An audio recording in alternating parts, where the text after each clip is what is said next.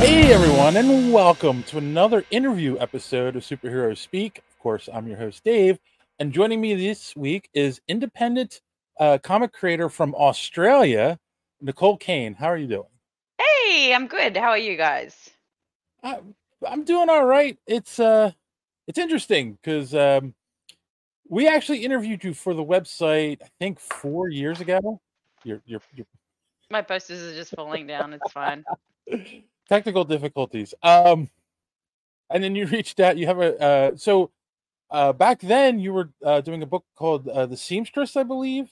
Yeah, that was ages ago. It feels like a whole different lifetime ago when you interviewed me last. So And now it's Fox and Hound is now the it's Fox and Hound. Yep. So yes. so yeah, it's been a trip since then. Seamstress got kind of put on the back burner for a bit. Hmm. Um, I wasn't happy with where it was going, and now I've sort of re-looked at it a couple of times and things like that. And I have my actual artist Chris who does Fox and Hound. Um, Hmm. we've been in discussions on where we sort of want to take that story because he's got a actual sort of costume making background. So he was like, Okay. okay, this is something that we have to sort of look at and fix a bit better. And I agree completely. I agree All right. completely. So we're definitely going to probably look at that in the next couple of years. But at the moment, we've sort of, yeah, we've been in with Fox and Hound. We did another one called The Hell Courtesan. I've been doing Queen Bee. So there's been quite a lot of stuff since then, which is awesome because it feels like it's a bit of nostalgia now. Like I feel like I Yeah. can look back on my past and go, "Oh, look how far I've come." One of the things I'm curious about, you being from down under, as we say, what's the comic book scene like in Australia? It's getting bigger. I Okay. think it's still quite small compared to something like America. We're sort of this little tiny community, and we all kind of have found each other now. Hmm. It's taken us a while to sort of get to this point, but there's about 30 of us who sort of Wow. communicate frequently with each other. Hmm. And then you've got the bigger sort of headliners like Nicholas Scott, Tom Taylor, Yeah. those kind of people who have been in the industry for a while now and who are the biggest stars. There's about I think 20 of those. Hmm. So it's still quite small here, but creators are popping up every few months going, "Hey, I want to start. Hey, I want to, Right. try this out." And if they reach out to one of us in our little sort of connected group, we sort of try and point them on the right direction and go, Right. "Okay, this worked for us, this didn't work for us." And but it to get an audience here is hard. Um we still rely on overseas for Right. most of our audiences, but doing the shows is good. A lot of Hmm. people are very supportive down here, even though our shows, like, I think our biggest show is like 30, 40,000. I think that's like a small show for you guys. So Uh, if you compare it to San Diego or New York, yes. yeah, yeah. So it's small, but they still support us, and the community still comes out and really likes to see what we're doing and things like that. So yeah, it's not bad. It is sort of that small fish Right. syndrome though, which is hard to break out of. But we're trying. We're So, trying. with it being such a small, I mean, it's first off, the thing I'm hearing is that it's close knit, which is nice. I think that's probably a really good thing. But with it being such a small community, what what drew you to comics? Like, how did you get interested in it? So f- it is a small knit community. The best thing about the community is the fact that we're all so different. We all sort Hmm. of work on different things. Um, I'm very left field to everyone else, I think. Okay. The guys kind of look at my work and go, where did you pull that from? And I'm like, I don't know. Um, but what got me into comics? So I used to be a cosplayer back in the day. God, I feel Right. like that was a lifetime ago. Um, I wasn't happy with how the cosplay community was at the time. I wasn't happy with doing it. I was a competitor. You Hmm. know, it was a lot of work, and sort of after a lot of stuff that happened internally, I just went, no, I can't do this anymore. So I wanted to keep doing it for fun. And at that point, there wasn't really anything that was interesting me. There wasn't really anything going on.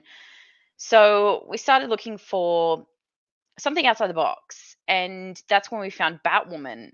And I Okay. really loved the character. And I just went, you know what? I need to get my hands on like literally everything I can of her. And I went to the, bookstore down here, which is called King's Comics. It's the big one down here. Hmm. And I literally bought everything that was Batwoman, which wasn't a lot at the time. It was very tiny. Um, but Right. I still bought it. I blitzed through it, fell in love with not only the character, but the way she was done. And then Hmm. in the back of one of the comics, there was a slice of Greg's script. Greg Rucka, who actually did he did Right. Elegy. It was a slice of his script. And I just went, I can do that. Like looking at it, I went, that's something that I can actually do. So Right.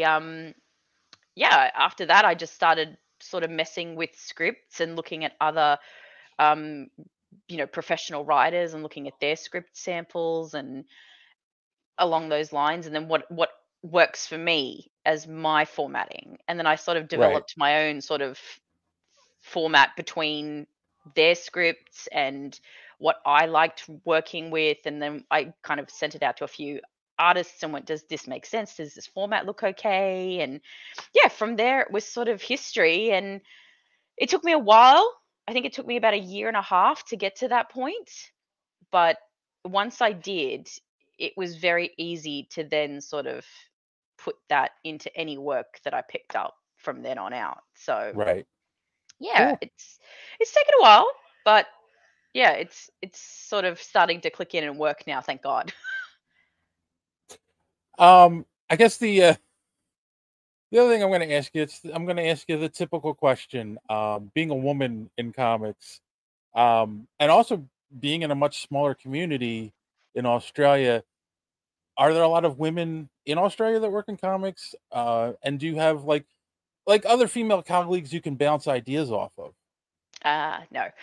Okay. There are no, there are a few. People like definitely like Queenie Chan and absolutely Nicola Scott. She is the big Hmm. superstar down here. Um, there are a couple more, but female comic book creators are few and far between. Yeah. Most people down here who do art are sort of the fan art artists, Right. Right. um, or they do like the big fantasy pieces or something like that. But Hmm. there isn't a lot of female creators down here. I know that there have been a few. I can't remember the names off my top of my head, but it's sort of like here's one book and then either a web comic or something else like that, and then they just disappear completely. So to have somebody like me who's consistently at conventions, who's consistently producing, who's doing long-standing series and graphic Hmm. novels and things like that, it does sort of push me apart from a lot of other people.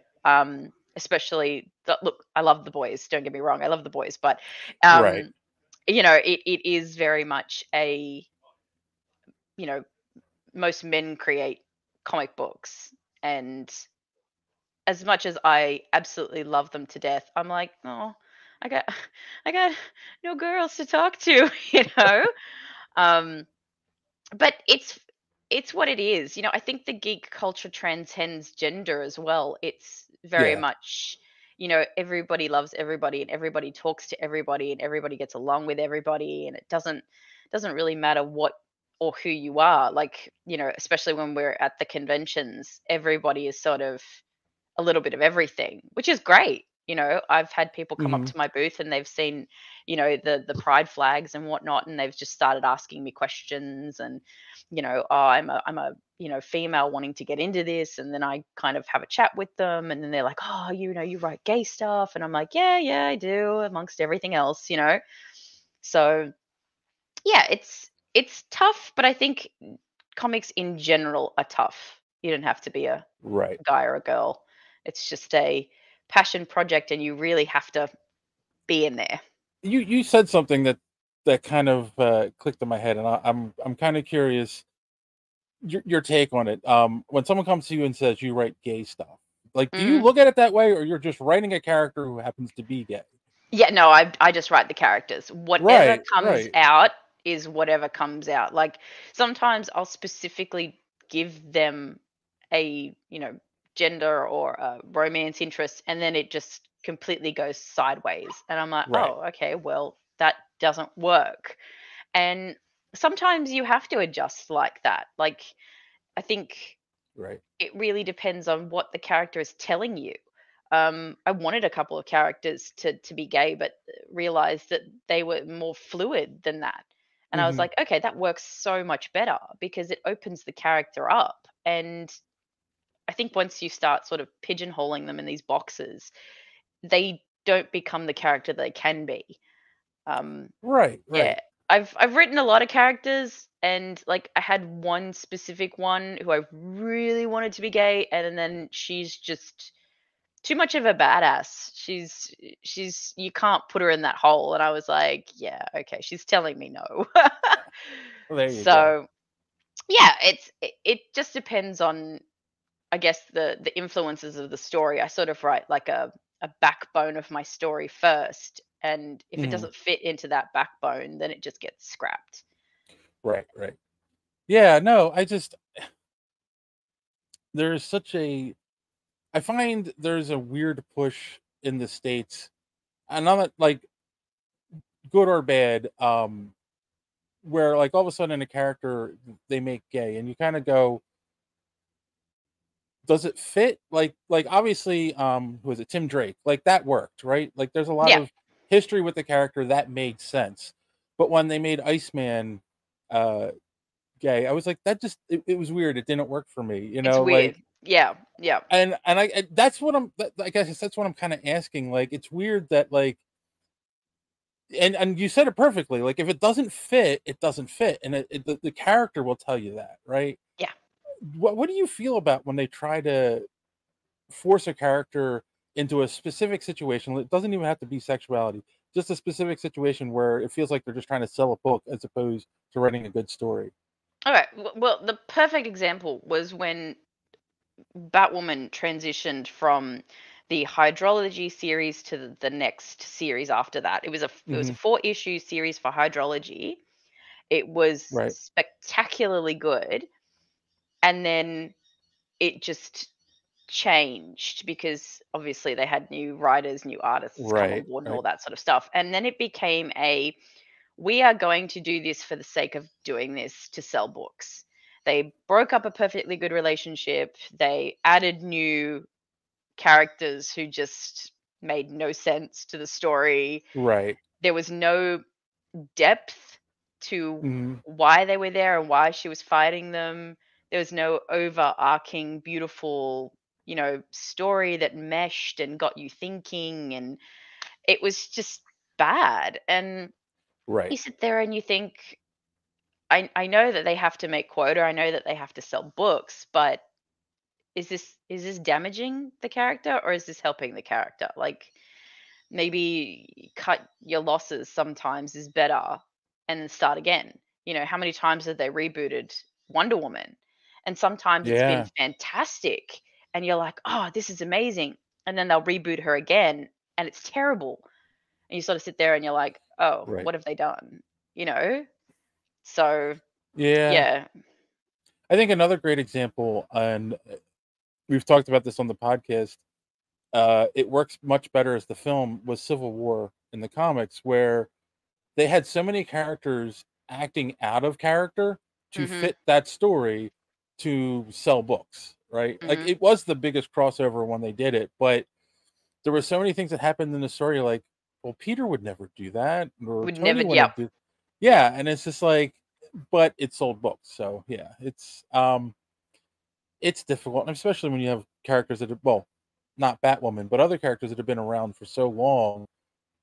You, I guess the argument is you have to find something new and interesting, but I don't know. I don't like the idea when they change characters to sell books. It's just, yeah, you Yeah, know, I think that there's enough story out there that you can keep the character who they are right, and still write a good story. Like, Fox and Hound is going to be moving after issue 6 is completed. It'll be moving into another arc, and the girls will still be the same, but the story is right, going to change completely because they've finished with this particular villain and move on to the next one. right. Well, since you brought up Fox and Hound, for the people watching, what is the elevator pitch for Fox and Hound? Okay, so they are two mercenaries who try and get as much money as they can every time, and it just goes wrong. Horribly, horribly wrong. Like, they just stumble into so many problems. And it's funny, it's raunchy, it's campy. I just love writing them. Like, in the beginning, it was sort of like, where is this going? But Mhm. as I've been writing them for the last 5 years, they've really evolved into these two amazing girls to the point where we've now decided to continue the story. Like, we were going to end it at issue 6, and now we've Okay, decided no, we want to give them another arc and possibly another one after that if people still want more story.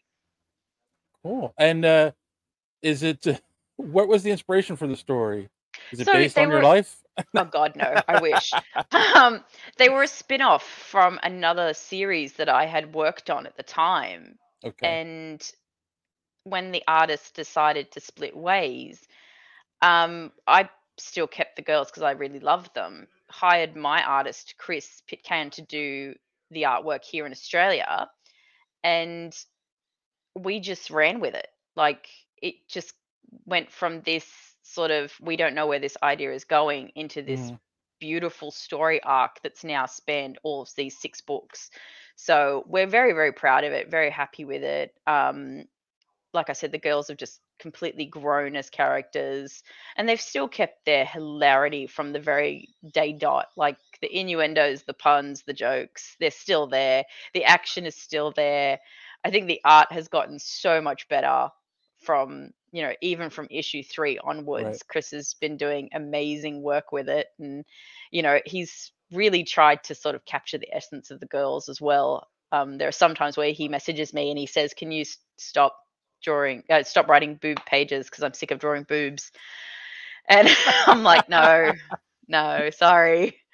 Um, do but yeah, you it's I'm sorry, do you no, write no, full go. s do you write full script, or do you let the artist take some interpretation? So Chris and I work really, really closely with stuff. I write the full script, Mhm, but there will be moments where he'll send me like a rough sketch of a page and go, "Do you think that maybe we should add this or take this away?" okay, Or, "I'm thinking maybe change this up," and I'll have a look at it, and then we'll sort of go back and forth for a bit, and then we'll decide on what's going to happen. Chris has a lot of influence with the costumes. Um, I know he wants to change them, make them a little bit more different when we're going into the next arc. okay, So it's really nice to have that sort of collaboration as well. It's not just, here's a script, do exactly what's on the pages, and that's it. Like, he does take license with quite a bit of it, which is great because I love seeing what he does at right. the end of the day. Yeah, I mean, that's great, and I know a lot of people that work in comics, and that's an important relationship. Like, you have to trust your artist, the artist has to trust you, and you have to be able to work together. So it sounds like you guys have that, and that's great. Who would you It's say Fox and Hound is for? Okay, Fox and Hound is very much an M book. It is not Okay. kid safe at all. When Mhm. kids look at it at the table, that sometimes they'll see the cartoony figurines and they'll drift over to the table, and I'm like, no, no, no, shoo, shoo, shoo, shoo, shoo. Um, yeah, go away, go away, go away. Yeah, it's very much an adult book. There's sex scenes in it. There's raunchiness. There's nudity. There's bad jokes and stuff like that. So definitely for the older crowd. I didn't want it to be a typical superhero book. I wanted it to be something a little bit more, I don't know, left field. So Right. that's why we kind of went with the comedy aspect on it. We didn't want it just to be, oh, here's two girls in skimpy outfits, Right. running around shooting people. Like, we wanted to do something a little bit funnier, a little bit different. And we've thrown in some really bizarre stuff in there. But I think that that's what makes it stand out a little bit, especially when I explain it to people or show them the book at conventions and stuff like that. They're like, "Oh, this is different," and I'm like, "Yeah, yeah, it is. It's very different." Um, I've always done that with all of my work. Hmm. I think everything that I do is very much, where did you pull that idea from? Especially like the Hell Courtesan, which was one our first graphic novel. Um, it was sort of an old Japanese tale that no one had really heard of, and Okay. I went to Chris, look, let's bring it into this century. Let's make it more modern. Let's, give it this beautiful artistic twist, but keeping it traditional. And people have absolutely loved it. So we're very proud of that one. Cool. And I mean, doing a graphic novel is very different than doing a 6-issue arc. Yeah. A lot more time intensive, I would Yes. imagine. Yeah. How, A lot more formatting for it as yeah. well. It's a big chunk. It's a big chunk. What what inspired you to take that on? I'd wanted to do a graphic novel for a while. Hmm. Um, I didn't know how to sort of do one in the beginning. I'd always done sort of issues. And then I saw a lot more people doing the graphic novels. And I went, okay, you know what? I'm going to give this a shot. And Chris had already done a small little sort of 10-page ash can. He'd been working on Fox and Hound and stuff like that. Right. Right. And he had done some Japanese drawings just as some sketches and stuff like that. And I went, okay, this Hmm. is this is something that you're good at. So let's run with this. And when I sort of started writing the format, it didn't fit the little issues. It Right. didn't work at all. So I went, okay, this is 100% a graphic novel. I have to sit down, work on this. I think I rewrote it like at least 8 times, Hmm. um, just to get it right. And even in the very end, like when we were almost at printing stage, I had to add two more pages because it didn't fit the formatting right. You know, Oh, we okay. we looked at Yeah. the printing and we went, "Oh God, that's not right. Let's fix that." Um, so yeah, it I really like writing graphic novels now. I've got a few more sort of sitting in the wings. Right. Um, they're a lot of fun to do, and there's something quite hefty to pick up at a convention. Like, it's not just a little floppy comic. It's a nice big thick book that you can just read and have the whole story, which people have been really liking. Yeah. No, I mean, I know a lot of younger people. That's what they prefer nowadays because it's this is something we talk a lot about on the community itself is the barrier to entry, right? I mean, you look at Marvel and DC and oh, Amazing Spider-Man, but I'm on issue 627. Mhm.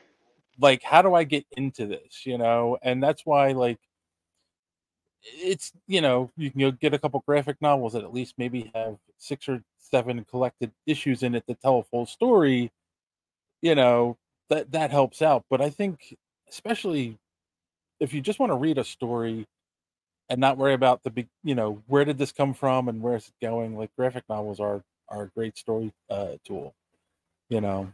Yeah, Um, absolutely. uh, but the other thing I'm kind of interested is you said that you read the book Batwoman, you fell in love, you started writing.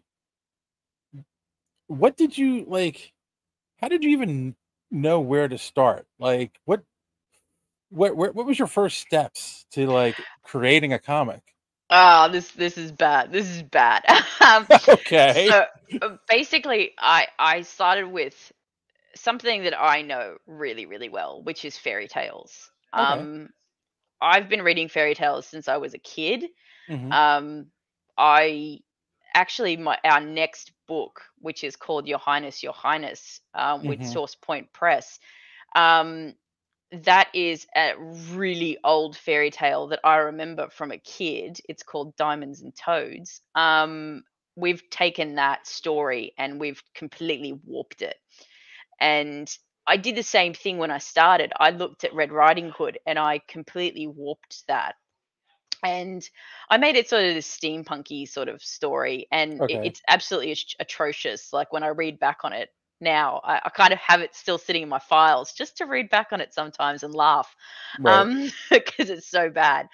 But that's where I started, and after that, I sort of went, okay, this is okay. It's not great, but it's okay.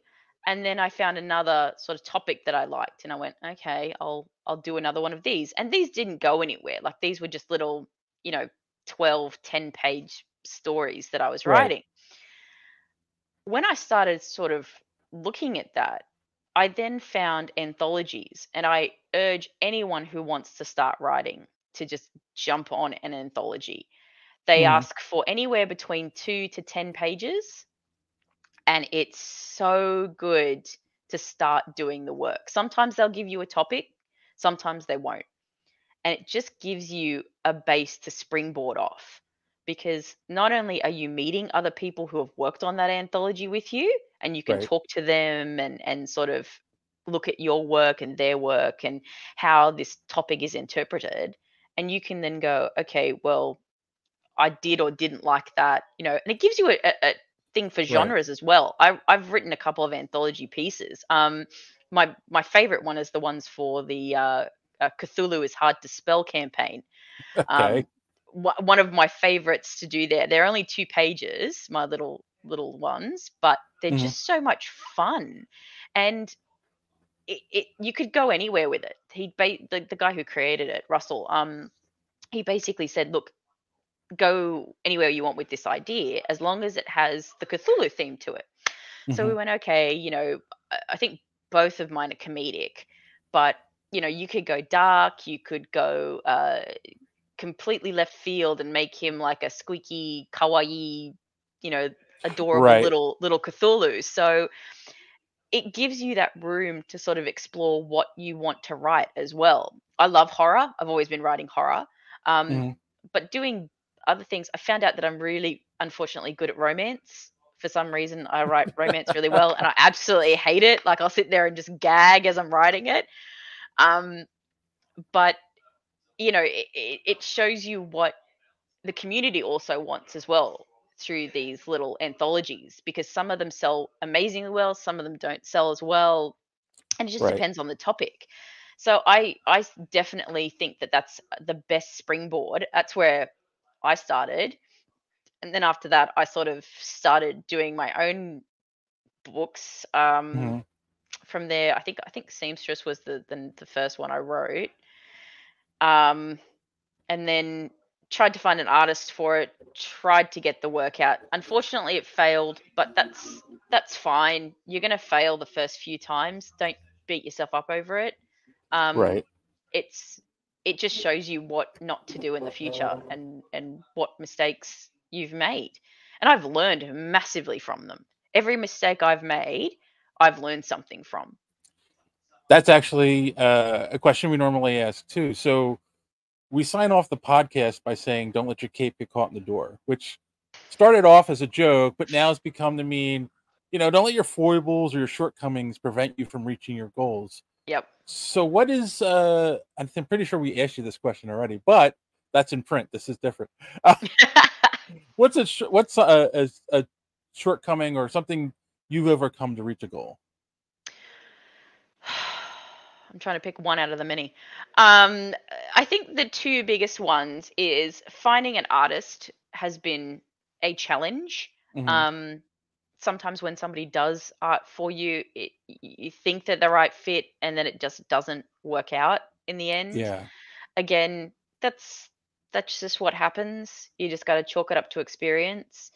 Um, I've had a lot of artists sort of flake out halfway through projects, things like that. Like especially in the very beginning when I started, I hired artists who didn't have a portfolio, and they didn't know what they were doing. And I thought, oh, we'd start creating together, and it just went out the window. So you know, Yeah. um, ask artists, talk to them, see what they've done, see if they've got a portfolio. Um, you know, give them your budget, you don't have to, they'll work with you to Mhm. sort of go, okay, well, maybe we can do this or this. So it's just good to talk to them.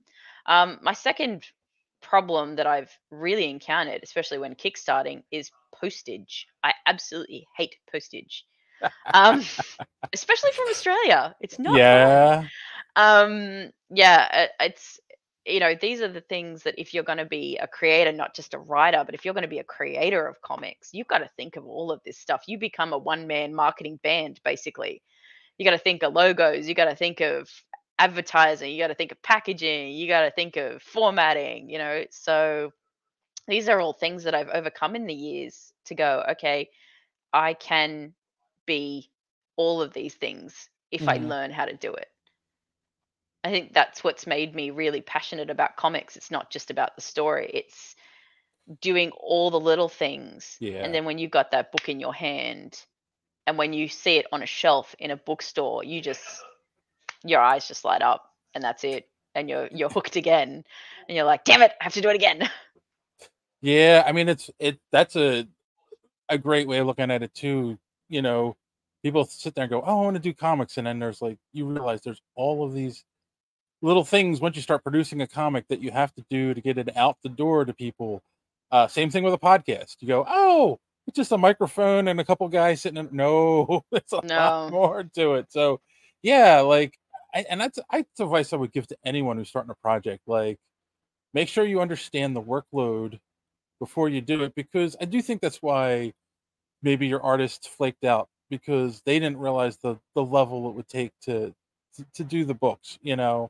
Our one co-host JD, he's a writer. He writes books now.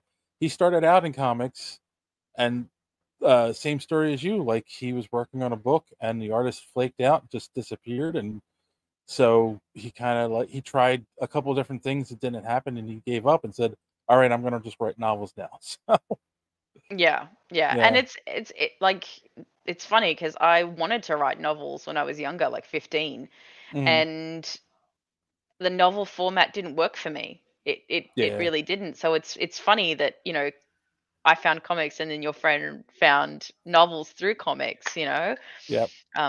I think that's the best thing about just being a creator is that you can sort of go anywhere as long as you've got the bug. You can do anything. This is true.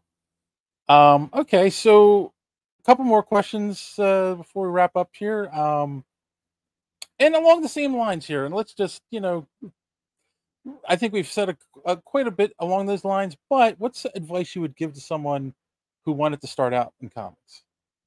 Keep going. Yeah. That's the biggest piece of advice. Like, you're gonna have days where you're gonna sit there and you're gonna literally delete everything. I've done that many and many a time. Yeah. I actually did that the other day. But just keep working on it and keep that little spark alive. Whatever you can do to keep it alive, just keep it alive.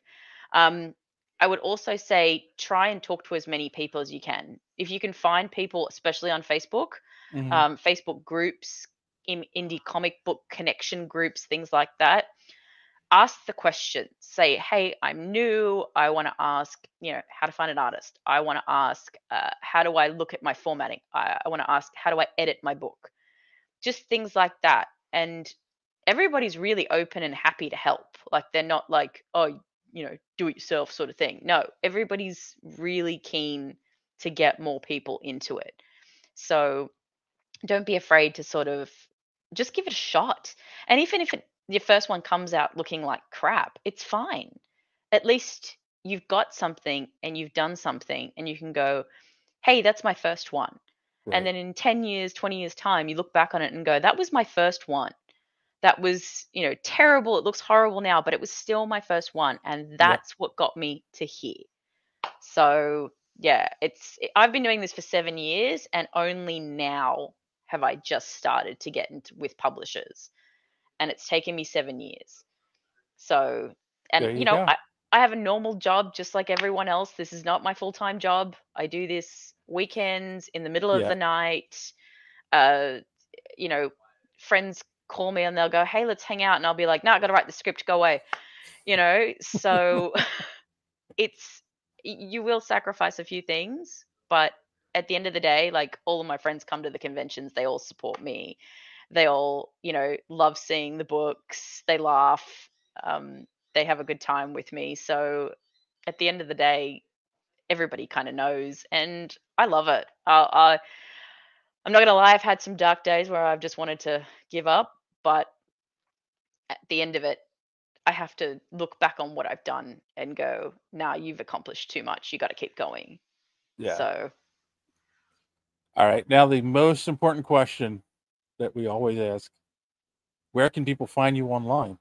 I was gonna say, is it coffee or tea? Because I definitely go coffee.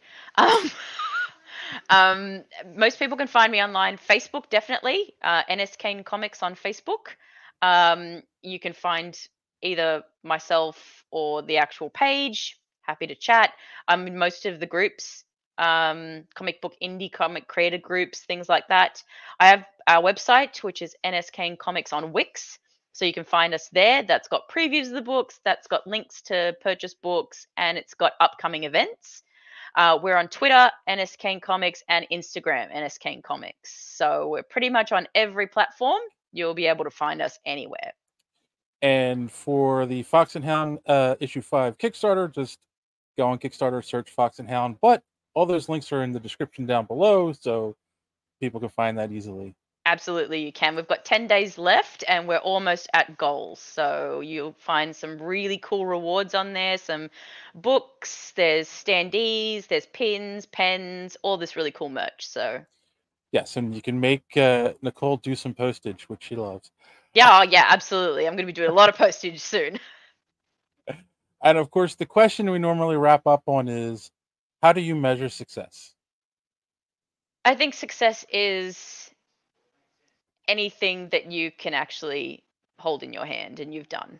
I think no matter how big or small it is, as long as you're happy with it and you've done something, that's a success. That's a win.